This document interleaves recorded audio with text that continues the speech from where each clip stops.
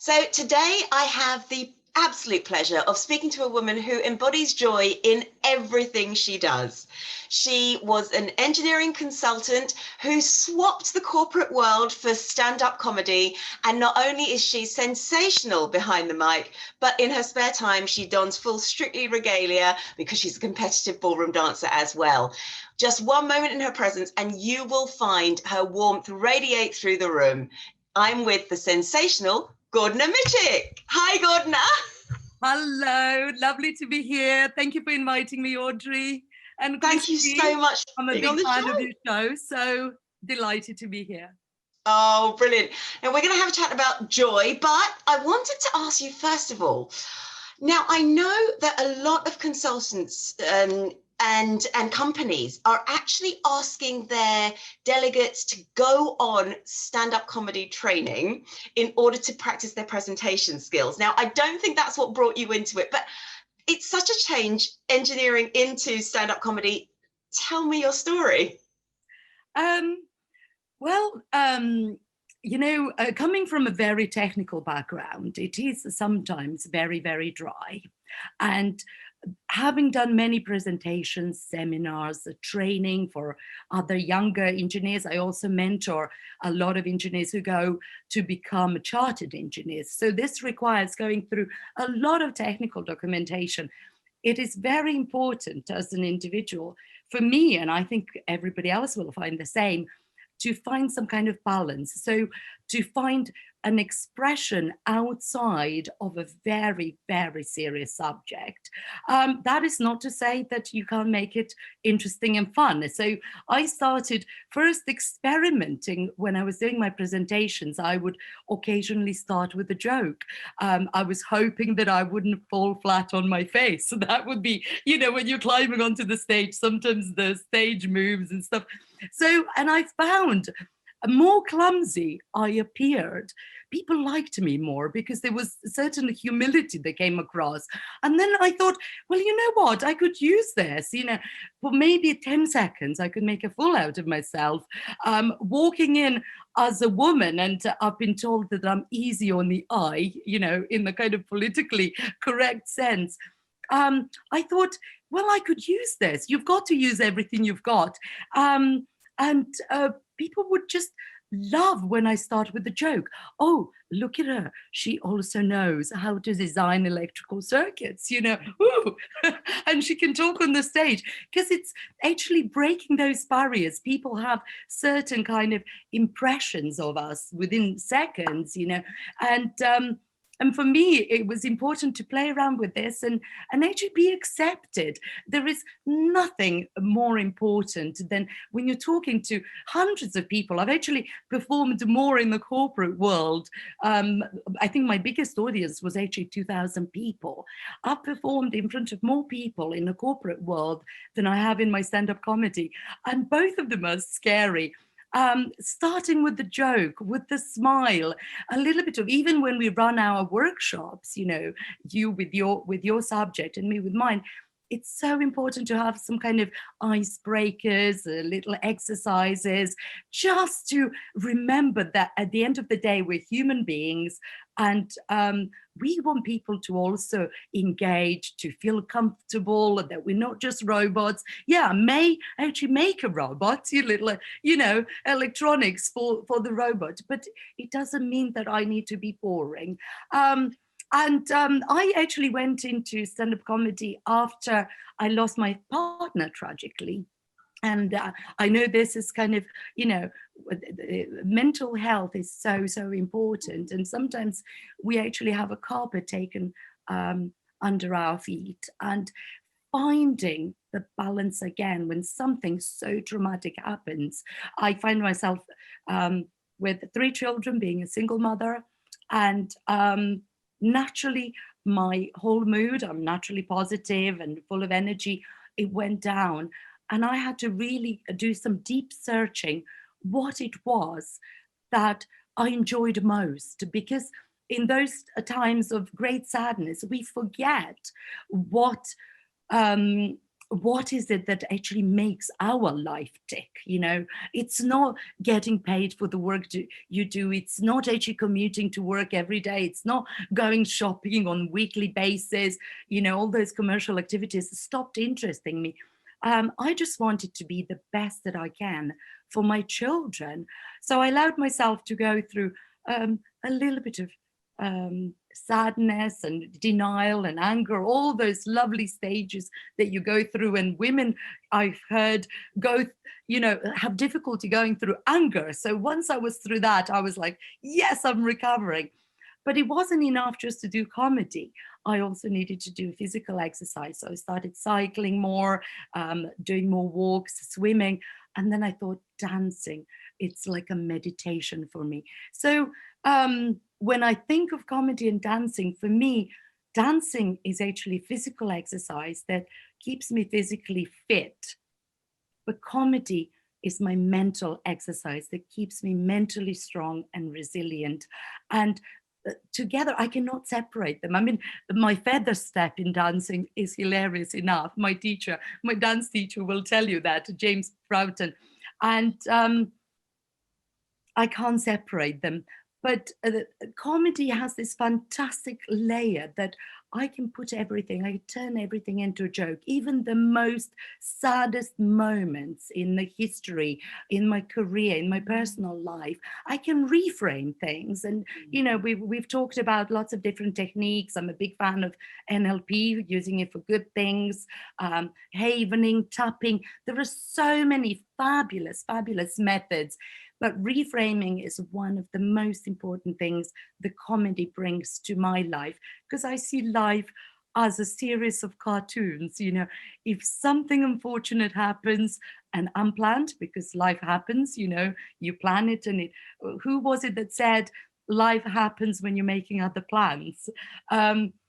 So thinking of life as cartoons, I just giggle all the time. I laugh at myself, at the world around me. And also when people are laughing with you, you're bonding with them better. They're more likely to take information from you. You're building trust much faster.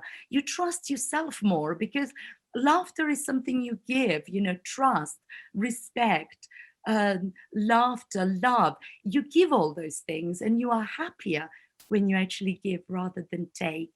But what I find, it comes back tenfold.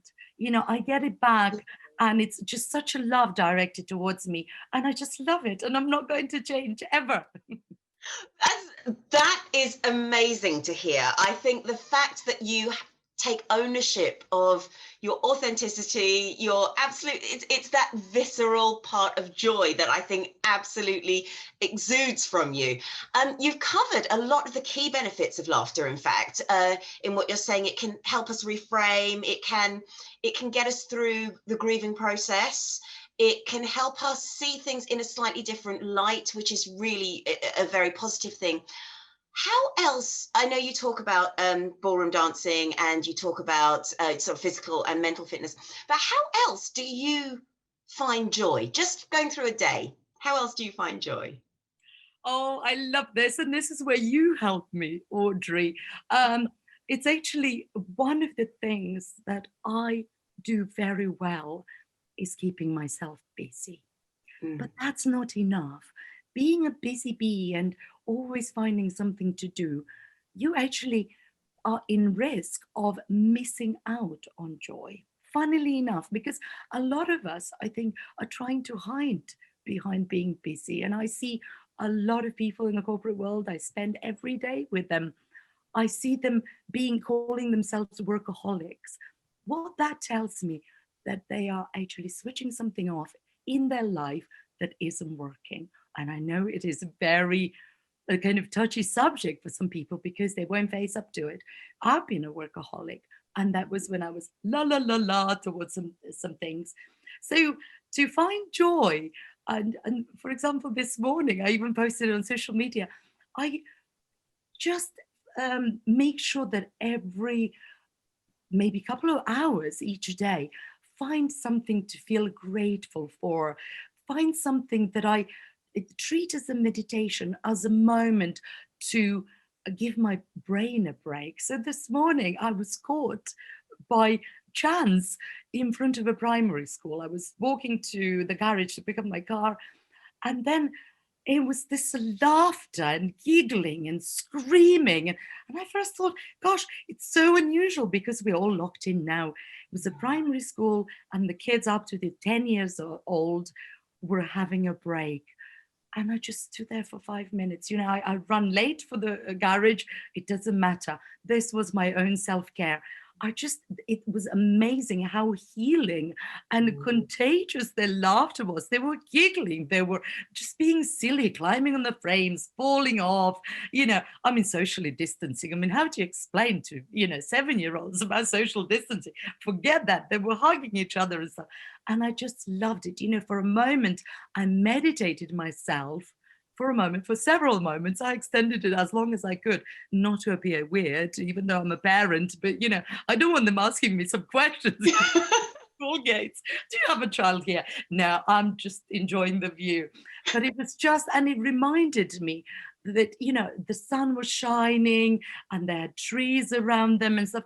And it was just beautiful, beautiful moment off of the busy street in London, not particularly pretty, but for me, it was the best moment today. It was a really great start to a day. Another one, my own children. I enjoy sometimes just walking into the room and watching them, how they converse with each other, or when they're doing their homework, and then they'll be saying things, and they're the funniest things. This is ridiculous. Why do I have to do this? To prove to somebody that I know this stuff. Of course I know maths. I'm the best at maths. They're naturally confident. They're naturally honest and authentic. And to me, it's just moments like that. Sometimes just staring into the garden, green color. Absolutely. I find the green more old I grow. I find green and natural browns, earthy colors, very relaxing and very joyful, actually. Of course, yellows, and I'm a big fan. They're always in my branding and stuff. But it's actually just all those elements that you allow to happen to you. Our focus is often on getting things done, on achieving, and just enjoying what you've got and being happy with that. And sometimes it's just the view or the company that you have around you. So it's not difficult, actually. And once you practice it, I do lots and lots of fantastic exercises. There are different coaches that coach in different ways. But I did this exercise 21 days. For 21 days, I allowed myself for every day to be grateful. Exercise, I was doing at least half an hour, doing random acts of kindness daily. And it said, do 3. And I thought, 3, I'm a busy bee, I'll do 10, I ended up, I'll do 10, keeping the door open, helping mothers with pushchairs, just smiling or walking past and just saying, that's a fantastic coat you're wearing. Fabulous, really suits you. Do you know how easy it is to bring smile to people's faces? And then they return it and you kind of go, oh my gosh, I didn't ask for this, but thank you so much. So I actually thank them for something I actually did to them. So. Yeah, I mean, this is beautiful, and I feel your vibe, and it's just absolutely wonderful. And this really relates to the Balkan comedy bubble, because when you talk bubbles, we're talking that sparkly, exciting, childlike, and that absolutely embodies joy. Now, the thing about the Balkan comedy bubble, though, it nurtures as well, and it supports new talent. So can you tell me a little bit more about that? Because I think that's a really important thing that we maybe need to do a bit more of. Wow. It came about really because I see myself as a Balkan girl. I am quite a mixture. So my mum and dad, in terms of geographical, I can't actually pinpoint exactly where I'm from. And, from religion, I work in the male environment. I don't actually recognize myself as a woman. I just think of myself as a human being. Color, is there such a thing as kind of being Mediterranean? Olive. skinned color, from religion, Catholic and my Christian Orthodox. I was a Buddhist for a couple of years, now I'm a Jedi, I'm going through my religions. I just borrow from every culture, religion around. So I thought Balkan is actually quite a good name because, it actually puts it together. It is Balkan Mountains, Balkan Peninsula, lots of different nationalities, lots of different cultures, and it actually brings people together rather than separate them on any kind of grounds. And we do know the Balkans has a very kind of troubled history. So I wanted to have something that I would never have a conflict of interest, because I don't see myself separating in any kind of possible. Equality is kind of number one in my choice of who I socialize with. I will never separate people consciously. Obviously, we all make judgments unconsciously, but then as soon as I learn, I move on and correct that about myself. Obviously, comedy, because it is about bringing joy. And bubble, it's actually, I had this visual, I even have this little bubble here, you see, I bounce it. So for me, I use it to actually stretch when I'm doing dancing and when I'm doing my yoga. I do kind of yoga giggles as well, and I use this ball and I do it with the boys. So this was actually the bubble. They gave it a name because this bubble, if you sit on the bubble in our family meetings, you are going to have a word and you're going to be listened and respected. People may not agree with you. It's not about totally agreeing, but it's about having a safe space, which is a bubble, and it's transparent. And my youngest, for example, he never gets any time to speak because he's got older two brothers. He's got mummy who's speaks all the time, doesn't really shut up, poor chap. And I realized that for my youngest, I had to give him this bubble, and then he will sit down and he will tell us something that we need to do as a family. So it kind of became a throne. So that's where bubble came from. When it comes to showcasing new talent, it actually happened by chance, really, like many things in my life. I went into consulting from engineering, from finance, from being kind of a top level program director. I just decided, I'm going to do a bit of freelance consulting. So everything just happens kind of naturally. I just go with the flow, what feels right at that moment. And it was actually he's quite famous, actually, Paul Boros, one of my Hungarian friends. We were sitting at the business meeting at the same table, and he basically booked me on a comedy course because we hit it off straight away. We were giggling. By the end of this conference, everybody in the room was actually sitting around our table, and this was a full day conference, lots of different speakers and stuff, and everybody kind of wheeled their chair through the room to sit around our table.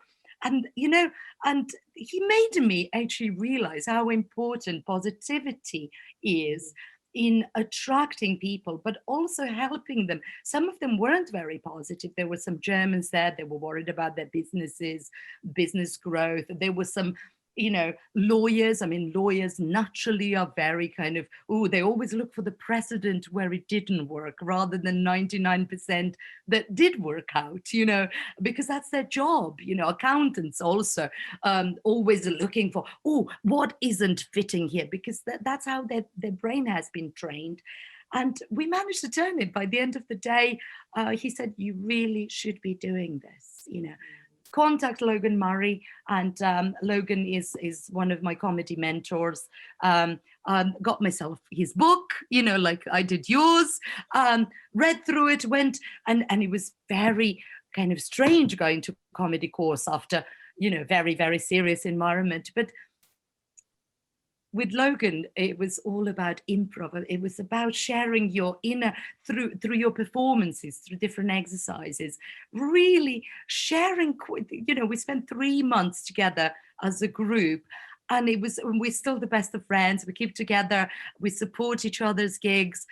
And I realized you don't actually have to have fantastic talent in the room and have, Michael McIntyre's of the comedy world, or, there are so many famous comedians. You can actually have a bunch of people who are just interested in having a good time and helping others see the laughter in everything that happens to them. Anything that's relatable, it can be very, very funny, everyday observational humor, sometimes sarcasm. There's a lot of kind of different ways of reflecting today's society. And I am particularly being reasonably new to the comedy circuit, but not so new actually when you think about it, because I've done a lot of presentations before. So that was what helped me. If you've performed as a dancer, I've done also drama training, and speaking in front of thousands of people, that gave me confidence. And I just needed to learn different jokes models and to be able to put them together. And I'm very passionate about diversity. You will notice that my gigs, I will not have a big lineup. I will have a handful of people, but I really want to give them time and celebrate them and share their material, share their talent with as many as possible. And lately we've connected with Americans quite a bit. And, this lockdown has actually done some good things. I think it's made us think of different technological aspects that we can embed in our performances. And what I'm passionate about is seeing other people grow. When you grow together, of course, we all grow and develop at different speeds. But when you help people achieve something, or you give them some feedback, something that increases their self-awareness, and they go, oh, I wasn't aware of that. Oh, you know what? I'll try that. It's so powerful. And being part of their journey, there is nothing more satisfying. As you know, you're a fantastic mentor. You work with lots of people, and I'm sure, you will have different ages, different characters. It's so, oh my gosh, I feel so much love coming back to me just because I've actually got some people to get out of their comfort zone. I know some of them were new comedians, some of them more established. You've got to balance it always because you want the show to be carried still and not to have to kind of have a nervous breakdown as a host. But I love just bringing it all together, new and more established, and just pushing everybody and sharing love. Really, to me, it's, I do most of the time, I do comedy for free because I, even though I am offered a few gigs actually lately, and in my consulting, I'm offered to do, for example, an hour or 2 hours to host a session, maybe cover project management. But I love when I do it for free because I know I do it for the right reasons. And I just want everybody to feel and be the best that they can be. Oh, it's lovely to see the parallels between consultancy, because I can see them in coaching as well and mentoring with comedy and what you're doing. Now, just before we move on to ballroom dancing, I wanted to ask about, I love the concept of the safe space, and certainly as a drama teacher, as a psychologist, safe space is so important. How do you protect your safe space? What would you say were your 3 top tips for protecting your safe space? Ooh, this is a top question, Audrey. I think you've hit it there on the head. I wasn't very good at that to start with because people like me, we give, give. And sometimes we give when there isn't much. When my reservoir is nearly empty, I would be inclined still to give, and I will make myself ill, but I will deliver. And making sure that that reservoir, and we call it positivity reservoir, is always full, because you are full or reasonably full. I don't view happiness as something you've got to have 100% of it. I take average. If my average of happiness, looking throughout the week or a month, is 70 to 80%, I am resilient, because we can't expect everything to go smoothly. Sometimes you'll have ups and downs. If somebody, has some kind of accident, injures themselves, of course the mood is going to go down. So we have to recognize and actually get ourselves up as much as, as quickly as possible. The point of joy and happiness isn't to have it all the time, because you wouldn't appreciate it if you have it all the time. But it's actually making the best out of it when it happens and then storing it in. So for me, Positivity Reservoir is full of wonderful images. They're physical as well. I have them on my hard drive, so sometimes my screensaver will pop up with the most positive memories, be it nature, be it people, be it, situations. So for example, I have to show off my lovely Blackpool, champions of tomorrow, which I won. That is always there. And I remind myself, and Rohit, we danced together when we won this trophy. I remember when our names were called and we thought, we came last in the final. We were surprised to make the final. And he was holding my hand. We were walking there, looking all proud, we made the final. We should be happy. And he said, Gorgie, I think we won. And I just remember going, oh my God, Rohit, I can't believe this. How crap were the other couples? Because I thought we were so, but it actually worked out that the music was amazing, that we actually, our angles, we were so resilient. We didn't have many expectations. We were in it to have a very good time and to be together as a team and be strong. And, that reminds me, this trophy is not that, oh yeah, I won it. Oh, champion of tomorrow. When will you be a champion? Tomorrow. It's actually there to remind me, when I least expected, I got the results. And they were better dancers, more trained, since they were 2 years old, they danced. But we won because the whole mix worked for us on the day. So it's not about having it all, it's about using it up. And another thing that a Positivity Reservoir has to have is quick one-liners, almost like, I'm not very good at one-liner joke, but one-liners, some powerful sayings that some people that were underdogs and made it. I love underdogs. I'm a big fan of all the underdogs in the world, that actually just keep me real, just stay in the moment, do the best that you can, because then that kind of feeling of guilt, fear disappears. I'm much stronger to face any scenario. When I go to do a presentation or gig, I know my subject the best. I know myself the best. I've worked 40 odd years on this subject. So, I will always have some one-liners to pick me up. And when I pick myself up, I pick up the audience. So there are tricks that you have to do and learn, but it's important to have them and to have them visible. Some people stick them on the fridge, their latest jokes and stuff. I make sure that I scatter them all over the place, never to forget, because I have been in the very, very low place. And I'm not going to allow that to happen, because I want my boys to look at their mother and say, there's a woman, and what we learned from her is how to pick ourselves up.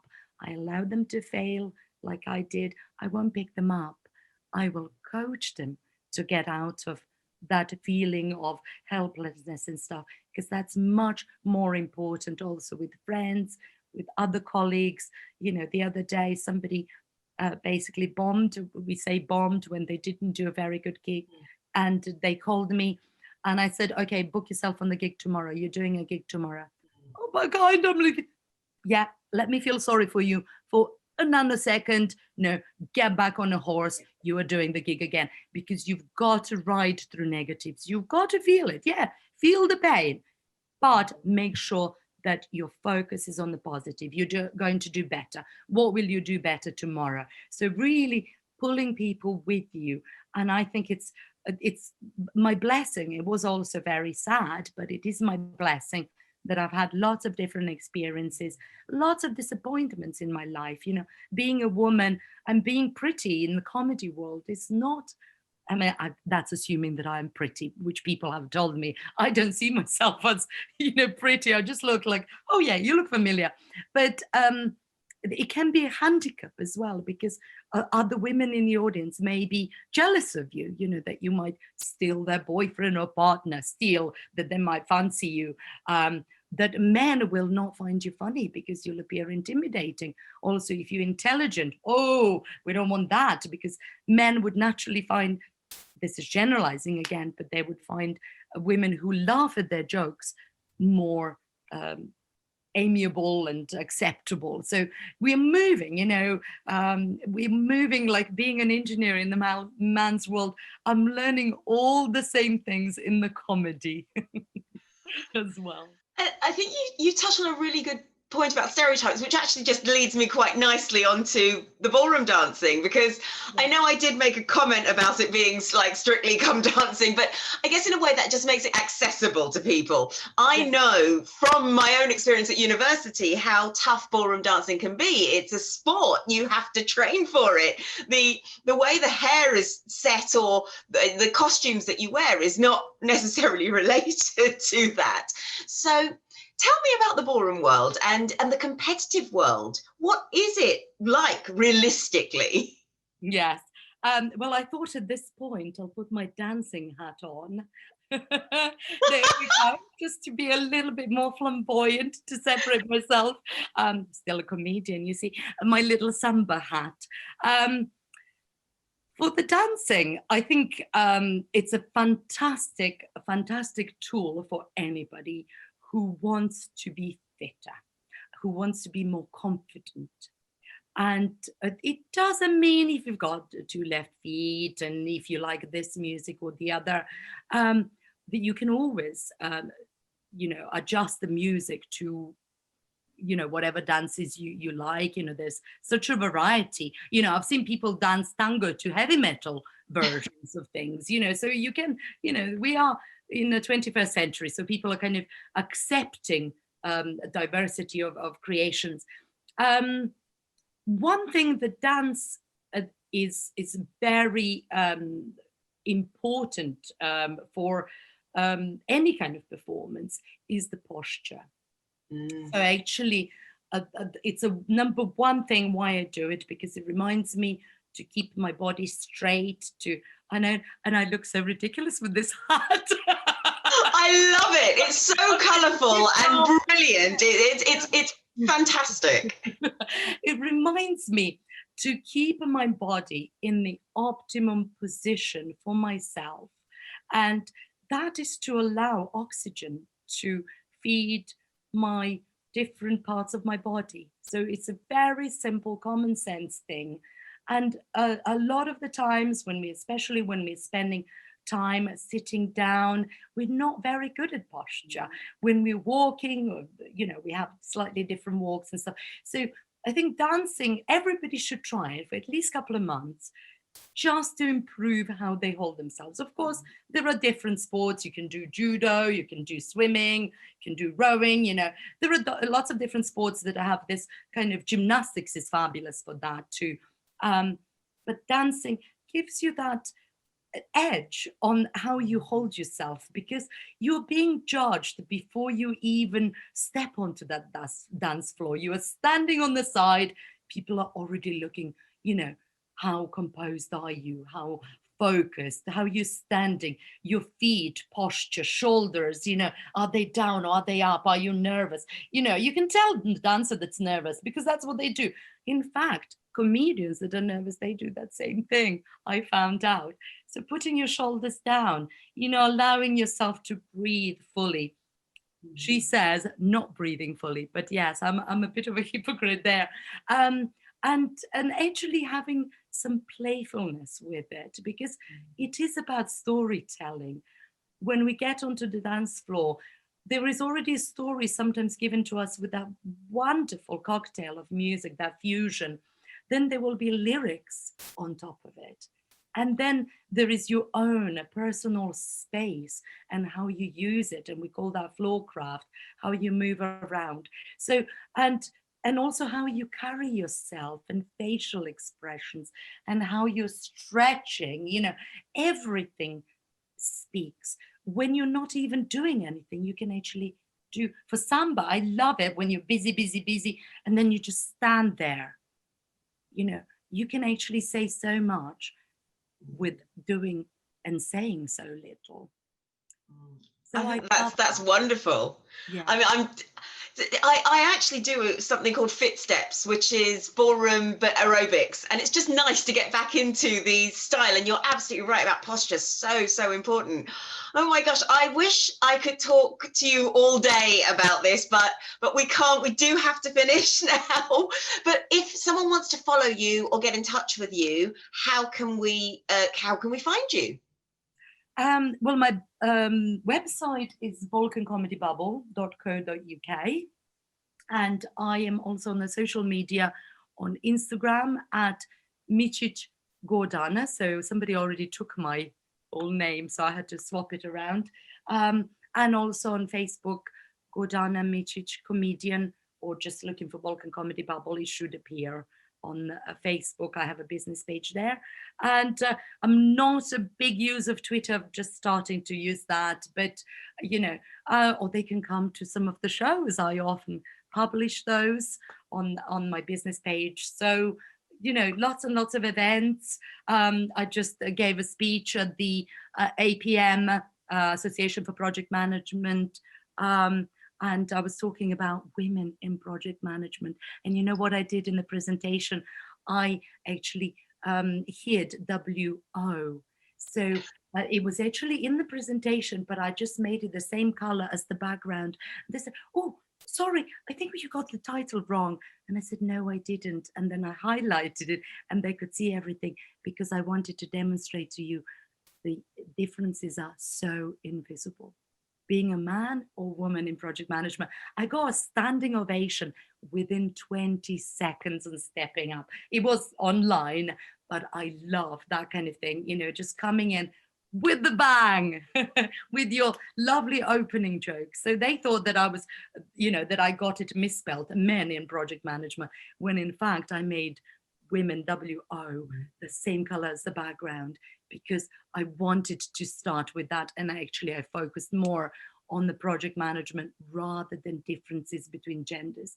Sometimes to get there, and it is a bit of activism for me as well, you have to focus people's minds on where you want to go. Because I could talk about, oh, women, oh, we are so discriminated against, oh, that's not the way. I find it's much more powerful to actually come in there and challenge it head on and actually back it up with proofs. And actually, you know, I got a job offer after that. So that was really good. Oh, thank you so much for your time, Gordy. It's just been brilliant to chat with you. I'm completely inspired now. I will make sure we get your website and everything up there, so it will come out with a post so people can find you. Thank you so much. And just before we go, I know I'm springing this on you. Tell me one of your one-liners, as in to really pick us up and let us go off with a bang today. What would you say to us? It's actually, I'm stealing this joke from my youngest son, Max.